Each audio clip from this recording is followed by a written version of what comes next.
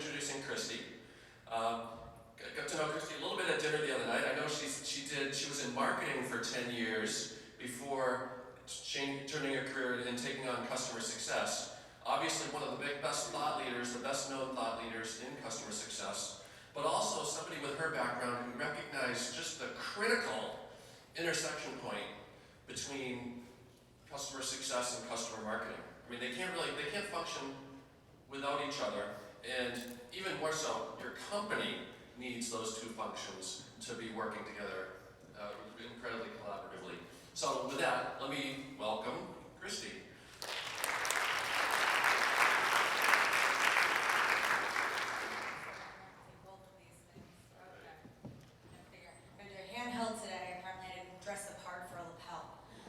Well, I do want to start by thanking everyone so much for showing up this morning. I know the last day of a conference to get full attendance and get everyone bright-eyed and bushy-tailed is a big ask, so I appreciate you all joining me this morning.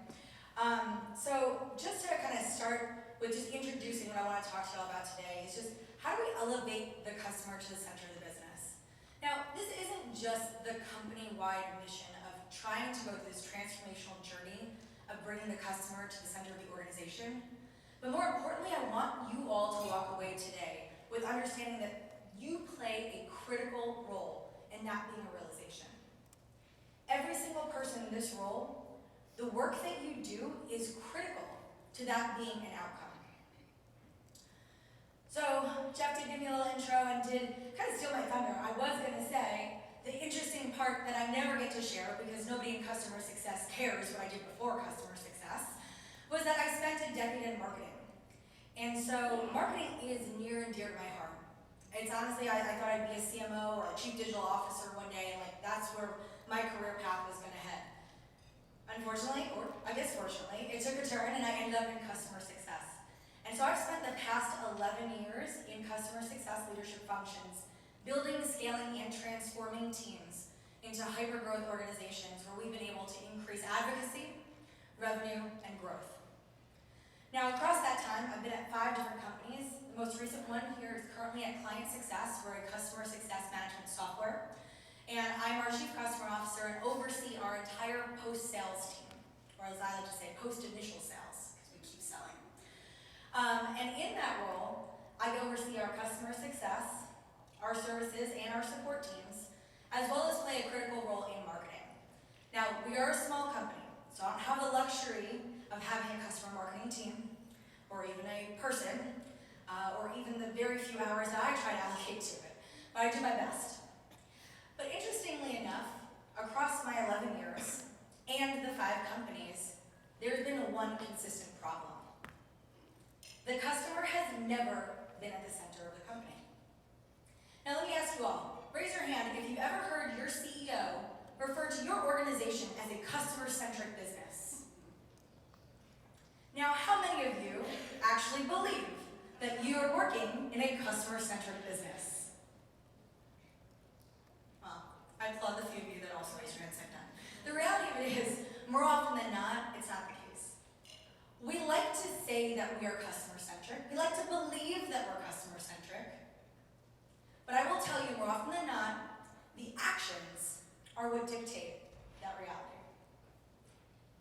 Now, I was once asked to define, okay, Kristi, when you're thinking about what a customer-centric culture is, I kind of think about it as a customer-centric culture is a business philosophy and an organizational mindset that places the customer at the forefront of all of the decisions, strategies, and actions. Now, I'm going to introduce you guys to a magical question that I always ask when I'm in meetings where decisions are being made. In asking that question, I think that I do my part in helping drive this. But I'm confident that in many organizations, your customers are not being thought of in every single decision that's being made. And that's the challenge. So we know that there is huge impact when we can introduce the customer in the center of the business, right? We can anticipate significant revenue growth. We're going to have increased customer loyalty. We'll have stronger competitive advantage, right? Because loyal customers are out there advocating for you. Second order revenue, we love that. Reduce customer customer acquisition costs, so reduce costs to go bring on new customers into the business. Increase customer retention, which I'm sure all of your organizations are focused on retaining the customers that you have. And then innovation and product development. So when you have a customer-centric organization, these are the outcomes that you can anticipate. Yet every single day, we make decisions that contradict our ability to be customer-centric. We're not doing the right things. Now, it costs too much not to be customer-centric, honestly. Customer-centric companies, they're 60% more profitable than companies that don't focus on customers. Now, I don't know about any of you, but if I went to my CEO and said, I can increase our profitability by 60%, I'm sure he'd be interested in at least hearing what I have to say. A 5% increase in customer retention can boost profits by 75%. Now, moving retention is tough, right? It's a lagging indicator. Moving at one point is hard. But if you can move at 5%, it has significant impact. Now, this one I thought was really interesting and I think important for us all to hear. But Forrester actually said that 25% of companies intended to combine marketing, sales, and CX into a single function by the end of the year. Now, I don't know how many of you are seeing that or feeling it. It doesn't need to be that it's going to be completed, right? But are you seeing some more alignment? Are you seeing different leaders take over different functions? That's the beginning. And honestly, breaking down those silos is probably the best thing for all of us. In customer success, I will tell you, we don't always play nice with sales, and we should. We probably lean in more heavily to product, which is good. We don't always support what marketing needs, right? And I heard that a lot yesterday. I know you guys are not getting what you need from customer success. By joining these teams, we break down those barriers. But companies are getting it wrong, and I live this every single day, right? As I'm sure we all do. We operate in silos. How many of you are actively attending meetings with your customer success, sales, marketing, product functions? Do you feel integrated into other teams? The fact that not all of you raise your hand is a problem. We stay stagnant. I heard a lot of people talk about the programs that they've been doing for a long time, but we lack creativity and innovation. Customer marketing, to me, every time I think about it, it's just creative programs. Creative ways to develop relationships, to get the people that we need to do the things that they need to do. We lack empowerment. How many of you feel empowered in your role every single day to do the right things regardless? Man, okay, that sucks. None of us feel that level of empowerment. I hire bright people in my organization, and I empower them to do their work. We all need to feel a sense of empowerment. We know what we need to do, and we need to feel that our leaders are supporting us in driving those changes. And if you are a leader, you need to support your people so they feel empowered. We make business assumptions. This happens all the time. We design processes and programs, and we do work internally based on assumptions that we're all making to say our customers need this, our customers want that. Very rarely are we pulling our customers into those conversations to actually see, is that what they need? Is that what they want? I've been in product meetings where I'm like, where did that idea come from? They're like, oh, this is part of our roadmap, this is what we're doing, this really cool thing. Has anyone vetted this? Is this a use case? Does anyone want this? No, nobody talked to anybody. We're making assumptions all the time. And oftentimes we focus on lagging indicators. Right? We're not making the changes upstream to drive the right outcomes for the business. So all those stats I just showed you, we're not influencing them properly because we're not doing the right work early enough. We're not driving the change upstream. So this is what companies are doing all the time. Whether they're doing all of these things wrong or some of them, these are the changes that we all need to drive. We need to make a stance. We need to go and drive different outcomes around all of these. And honestly, you guys are all the center of that. And it might not always feel that way, right? Nobody raised their hand. Well, maybe a few people raise their hands feeling empowered, but very few, if any. You guys are the lifeblood to helping this become a reality. The programs and the initiatives and the work that you do is critical to that being the outcome. So when I think about where and how do we drive change, right? What are the things that we need to do? Well, first, you need to get buy-in and support from executive leadership teams. If we really want to run a customer-centric organization, it starts at the top. And so things that I've done successfully that have worked to help drive this change, leadership commitment, right? Helping every function understand how they personally benefit as people and as teams driving their own outcomes. How do they benefit from this movement? Being clear and intentional about having a mission and a vision about what it is that we're trying to do and why we're trying to do it. And shared KPIs. I tell you, I go into organizations all the time and I see their list of OKRs, and you've got every single function has competing OKRs, and every OKR is reliant on another team to get it done. Well, when I'm a CS leader and I've got 3 OKRs and the sales team tells me that they need me to do something to help them do their OKRs, I'm less willing to help because I need to focus on things I need to get done. That's not because I'm bad, it's because I'm trying to achieve my goals. But if we had shared KPIs, we'd be more inclined to lean in to help one another and do the right things. So when I think about all of you, you hold insight into critical data and insights around customers and advocacy and the impact that drives. You guys hold information that will influence the leadership team on why this is so critical, why customers need to be the heartbeat. You all drive that. We need to bring the voice of the customer to the forefront of the business. We need to be making decisions based off of what our customers need and what they want. Now, we can do this by using effective customer feedback, which we know that there's billions of channels that this feedback is coming through. I know it's not always easy to capture that. But customer feedback, it needs to be interwoven into everything that you're doing. We need to form strategic programs, and this is where you all shine. These are your babies. How many of you own a cab that you're responsible for that? Reference programs, case studies, testimonials, right, hands, right? You're doing all of those things. All of that work, those are the strategic programs I'm talking about. You all own them. You are the strategic programs. We need you. And the last thing is, I ask a magic question. And this is a question that I started asking a couple years ago when I realized very quickly we were not operating as a customer-centric organization, a couple companies ago. How will this impact our customers?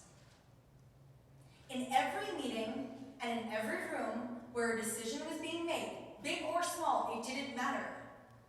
How will this impact our customers?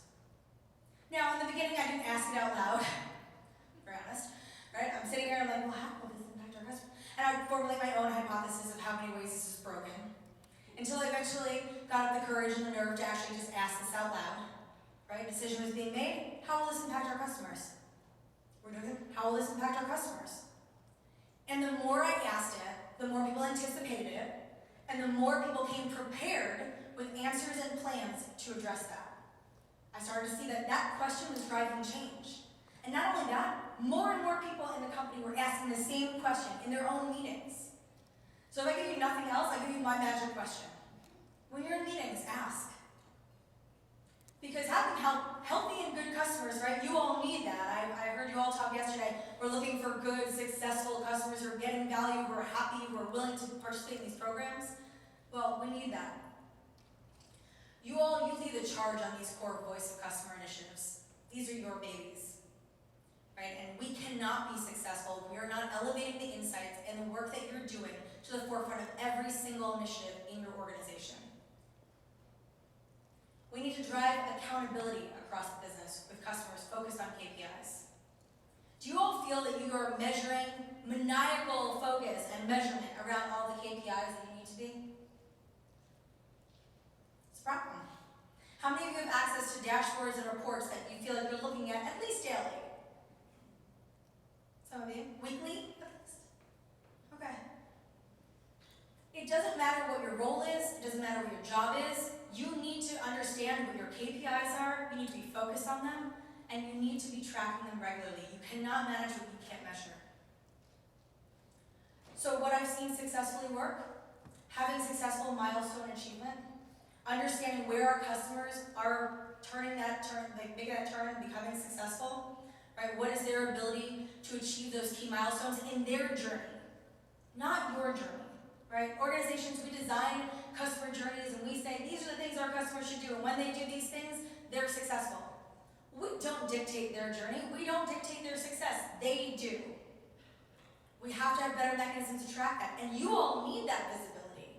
You need to know when they're successful because those are the inflection points which you can intervene, you can get involved, and you can do the work you need to do. So we need to be tracking that. Usage, adoption, and growth. I look at these metrics all the time, and not because they are indicative of a healthy customer. Right? They're one signal to me. I do believe that if your customer's not using your product, they can't drive value from it, so at least it's an early indicator. But I pay attention to these metrics because I also want to look at user behavior. The other thing we look for, right, how many of you are working on case studies with your customers? And you're trying to find innovative new things that your customers are doing with your product, things that other customers aren't doing, because we want to share the possibilities with other customers. This type of data will help us track that, understand it, and get involved at those specific points in time. And the last thing I pay a lot of attention to is second order revenue through advocacy. When you have happy customers and you send them off, right, because I'll tell you, between people getting laid off, quiet quitting, leaving jobs, whatever, we've seen so many movements, right? How many of you have started a new job in the past 6 months? Past year? Right. A lot of people have made a lot of changes. And that's not uncommon. I will say in customer success specifically, we see that a lot. And so in the organization I work for, customer success teams, those are my customers. There's a ton of volatility, right? They're going to new companies, taking on new roles, getting promotions, all that stuff is great. However, the way that we measure our impact, do they come back? Do they come back and buy our software again? Are they still willing to tell their friends how wonderful it was even if they can't purchase it right now? You have to be able to track those things, references, referrals, second order revenue. I pay a ton of attention to that because that means as a company and as a business, we did something right. Our customer, that person, we made them a hero, they got value, we made their lives better, we made their business better. You have to be tracking these things. Now, you own this lagging indicator of advocacy, which requires cross-functional alignment. Right? This is your baby. So when you think about this and all of the work that is required to driving this is something critical to the success of every single organization. Lastly, I'd like to talk about incentivizing the right behaviors. It's funny because people always do what you pay them to do, ironically. So when you're able to incentivize driving these outcomes and rewarding employees for driving good experiences in the right moments, this drives change. Now listen, as a company, I don't have, like the company I work at, we don't have deep pockets, we don't have millions and billions of dollars in funding. We're very cost conscious, we pay attention to how we spend and where we invest. But we do invest in areas that do drive the right behaviors. We see a lot of companies spending frivolously on a whole bunch of things that are unnecessary. I would rather invest that money in getting my teams to do the things that are going to drive our organization forward. So when we think about this, a lot of people who are working in different roles, they have variable compensations. They have models that will say, you will get paid for certain outcomes, right? Certain impact, certain KPIs. You need to have compensation structures that include incentivizing these outcomes and these behaviors. It is critical to your success. If you're incentivizing people to do things that are not important, then you're paying them to do the wrong things. They're paying attention to the wrong things. So they really have to think about, are we incentivizing our teams and our people to do the right things? Company and team bonuses, I love this. I've worked at a lot of companies where maybe they didn't have a lot of variable plans and there wasn't a lot of unique structure per role, or they wanted to find ways to incentivize the entire company. We had set company-wide KPIs and goals that were very specific and required overlap. We couldn't achieve them without every single person in the organization doing their job and driving the impact they were intended and designed to do. But when we did that and we hit those milestones, the entire company benefited. We all got paid. We all got to celebrate. Thinking about how do we structure compensation at that level, right? How do we have company-wide bonuses? So not just incentivizing individuals. How many of you have a variable comp in your structure that you get paid and you get paid based on KPIs and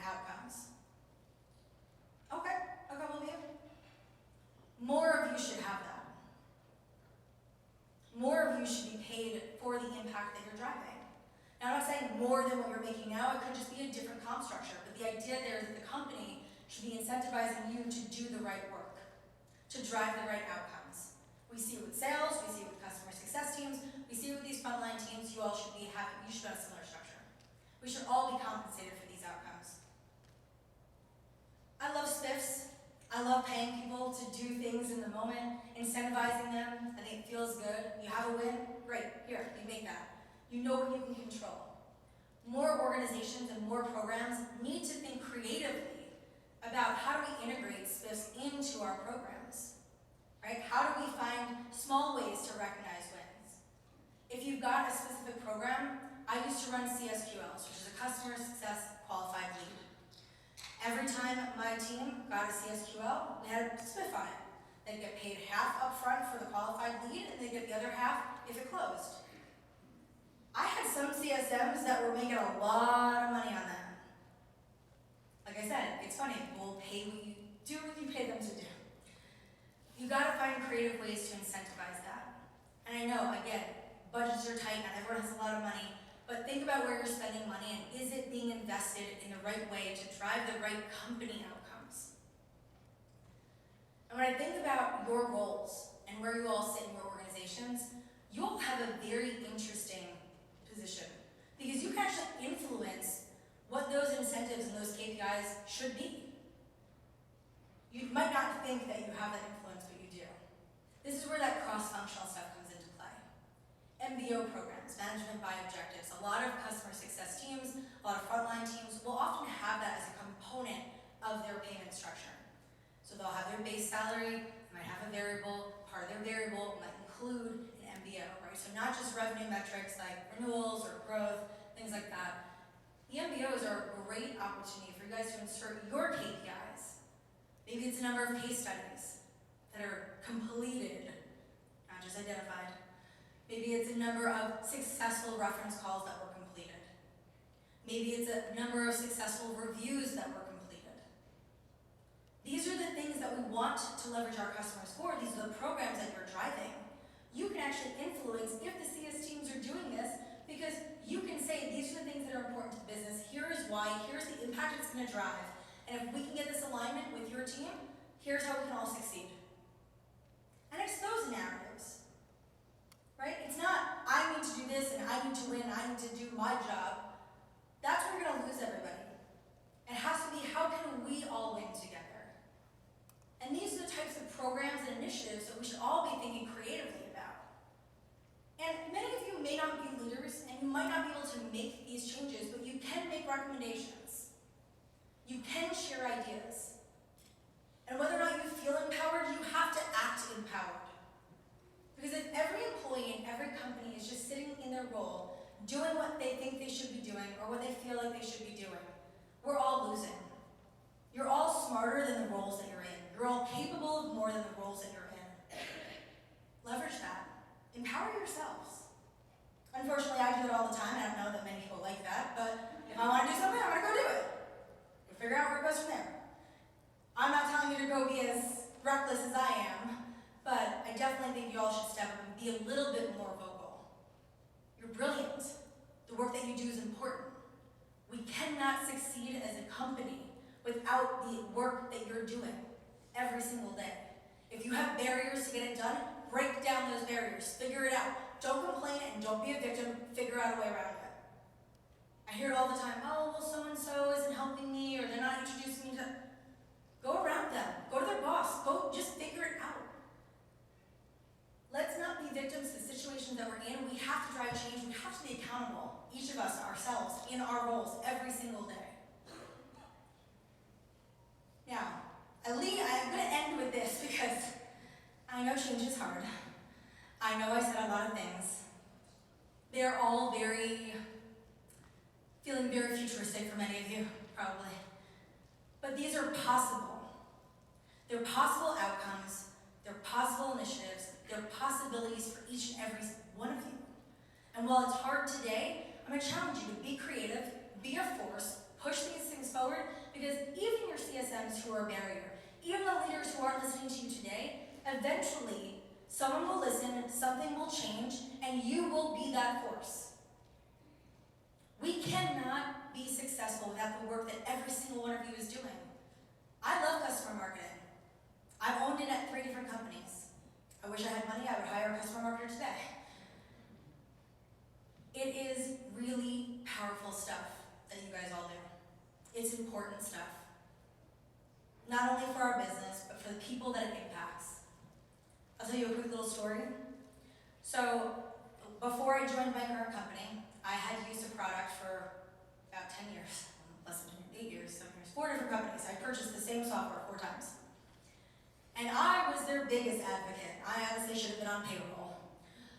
I sold more of that product than their entire sales force. I was happy to do it. I was getting value from their product. It accelerated my career. My leadership team was happy, my team was more efficient. I was impactful because I used the product. But all the times that they gave me an opportunity to be on a webinar, to speak at an event, to share a testimonial, a case study, all of those things that had my name attached to it elevated my career personally. It gave me opportunities I wouldn't have had otherwise. It opened doors and conversations, and I grew because of that partnership. So when you all think about the work that you're doing, it's more than the metrics. You're elevating somebody, you're giving someone else the potential to grow their career and change their life. And I mean that.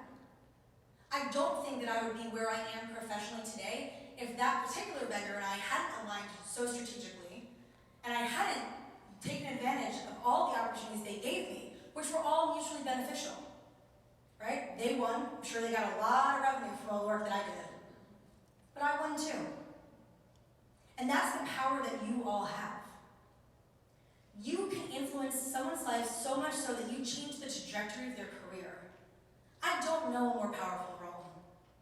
And that's what you all own. So if you stay focused on the possibilities that you as individuals can have that kind of impact on people and companies, that is transformational. It won't happen overnight, but when you can get there, I promise you, every single person wins. So be patient and keep on pushing. Thank you guys.